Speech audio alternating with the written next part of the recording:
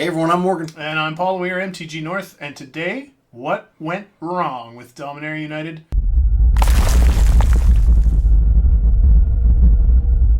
Let me start off by saying Morgan is going to take more of the player angle. I'm going to take the finance angle. We're going to argue it out, discuss it in the comments by all means. And I'm only going to say it once at the start of this video. If you enjoy what you're buying and you have budgeted for it, go and enjoy it. It doesn't matter what anybody says on the internet. Absolutely.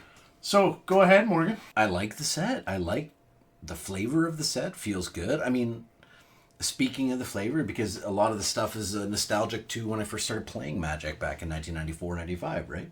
Like, you got cards like Dragon Whelp. Yeah, it's not worth anything, but it sure feels cool. Shieldred? Shieldred's good. Lily's great. I'm so happy to see Lily back in Standard. Although the artwork in the Borderless, Grandma Lily, but you know. Grandma Lily, yeah. Not a huge fan favorite. No, she goes good with Grandma Jaya, you know? So the flavor of the set is great.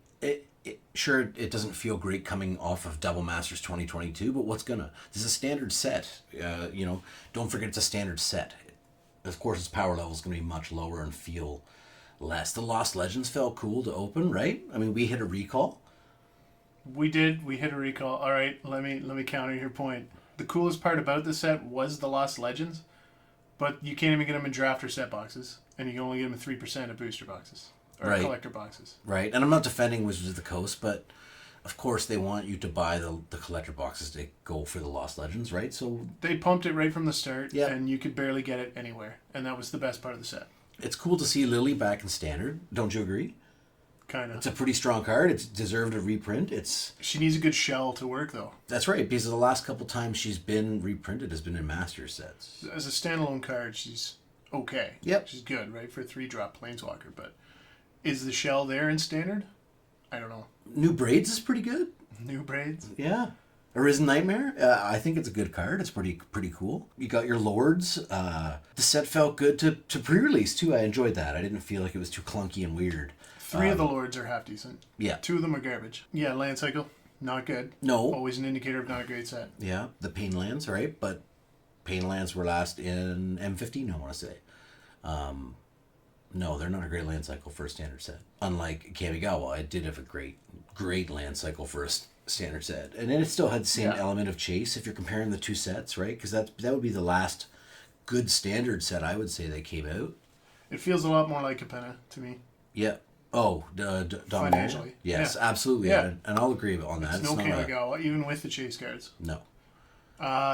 Stained Glass, it was cool, but the box toppers were another absolute dumpster fire. Overdone. They overdid the Stained Glass. We kind of called that in our primer video, We did. Etched cards, again. Texture was not great. No. The Double Masters texture were pretty cool, and then these new ones, not great.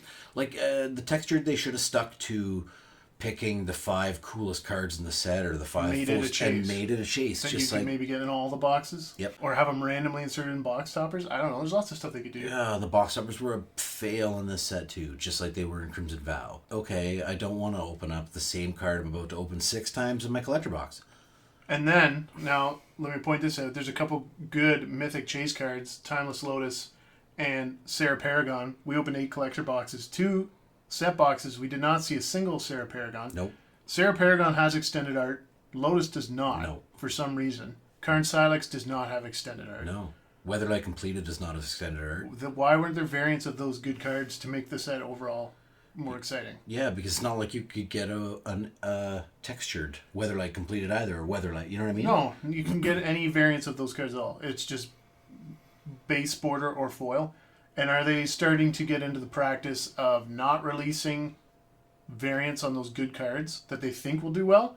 So down the road they can re-release them in new sets? Maybe. With more variants? Maybe. To make them exciting again? Right, because that's really going to also change the price of certain cards based on how you can get them. And I also think it's weird how only certain cards got borderless treatment and then the rest was extended art. The Sarah Paragon, it did get extended art. Yep. But we didn't even see that or the regular version. But it didn't get like, what's going on here? Borderless art, like Lily and Karn got borderless art. Yeah. And Jaya got borderless art. What? So they just went Planeswalker only this time around? Yeah. Yeah. There wasn't enough good stuff beyond the Legends Chase. Like the Sheoldred Phyrexian, it was good to see Yes. a good Phyrexian again. That was one bright light. It was another Urbrask. They did almost the same kind of thing they did in M21 with Teferi. There was Teferi Master of Time, and I think there was 8 different cards for Teferi. Maybe not that many, maybe 6. The different arts. Yeah. Same thing they did with Ajani, right? Look, there's 4. 4 of them. Yeah. It's like, okay, it wasn't even the greatest card to begin with. Again. Well, I mean, make it 4 of that. Why don't you do 4 lilies or I don't know. Because he's being turned into Phyrexian. I guess so. I get their idea and I understand it, but It's nothing riveting though. You're right. No. The other problem is the price. This Yeah. has been their first noticeable price bump in a long time, and it's on a not great set. Yep. You can throw in, what, 20, 30, 40 extra dollars depending on where you live, and just buy a collector box of Double Masters instead of a collector box of Dominaria, right? And you know, like Paul said at the very beginning, do what you want to do. If it feels good to you, do it. Don't, Absolutely. you know, if you want to get this and open it and go for a Lost Legend, because I know I would, and we did. We did. felt good. But honestly, We set our limit. We We- hit the we rare did. and stop, and we did. but your money's better spent in Double Masters 2022. You know, Paul's right. It's neither here nor A there. lot of people are going to comment just buy singles, and Yeah. I think it's never been truer than in this set. But let's not forget, it's a standard set, right? Yeah. And obviously you're looking at it and it shows that it's a standard set. Another problem, a lot of people have been down on the jumpstart from Dominaria United, and I've seen videos from major channels pooping all over it, but that whole thing, it replaced theme boosters, Yeah. and that was a solid upgrade in my opinion. If you're trying to get somebody new into Magic, and you can just go buy 2 packs of jumpstart, which are And pretty cheap, I think the people are play that way, it's a good idea, right? I like it too, and it's way better than theme decks. Don't get me wrong, 100%. but it's not the same as the first Jumpstart, which I think everybody's expecting it to be. You know what I mean? Yeah. Now, theme decks, Morgan, just so we remind everybody, that's when you go to your local Walmart and everything's been stolen off the Yes. shelves except for The thick theme boosters. theme Those would be the boosters. only things left Yeah. that not even thieves wanted. That's right. 30 card packs of just jank. Yeah. Yeah. So to recap, playability, it's pretty fun. It's I like a pretty it. fun set if you still play Standard. Yeah.